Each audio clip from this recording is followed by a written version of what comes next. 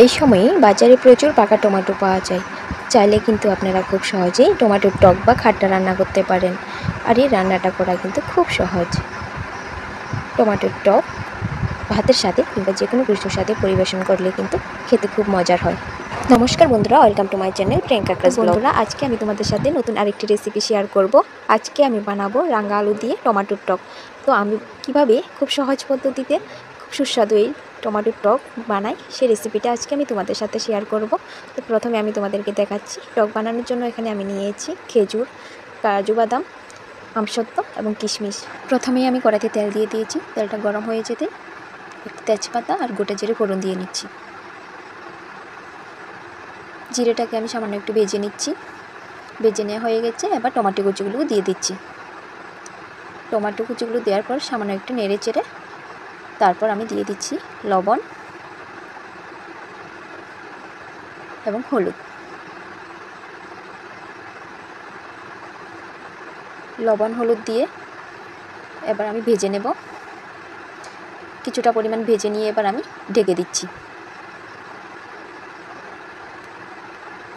ঢাকনাটা আবার উঠিয়ে নিচ্ছি। ঢেকে দিলে খুব সহজে টমেটোগুলো সিদ্ধ হয়ে যায়, আলুগুলোও সিদ্ধ হয়ে যাবে, সেজন্য আমি ঢেকে দিয়েছিলাম। দেখো খুব কম সময়ে কিন্তু টমেটো আলুগুলো সিদ্ধ হয়ে গেছে। তারপর আমি দিয়ে দিচ্ছি হাফ কাপের মতো চিনি। এটা খুব ছোটো একটা সাইজের কাপ নিয়েছিলাম।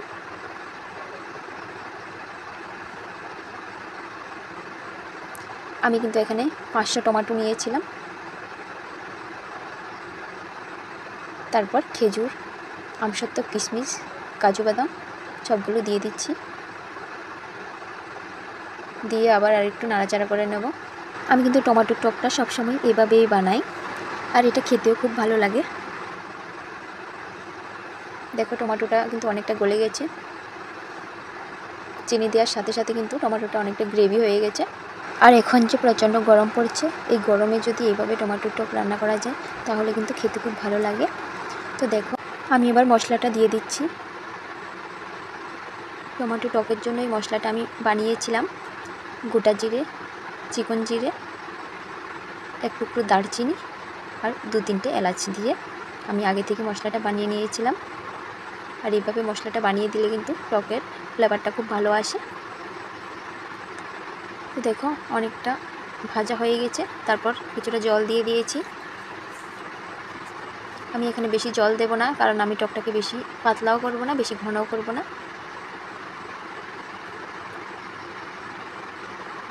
এখানে জল দেওয়ার কারণ হচ্ছে আমার যে আলুগুলো দিয়েছি, আলুটা যাতে ভালোভাবে সিদ্ধ হয়ে টকের সাথে মিশে যায়।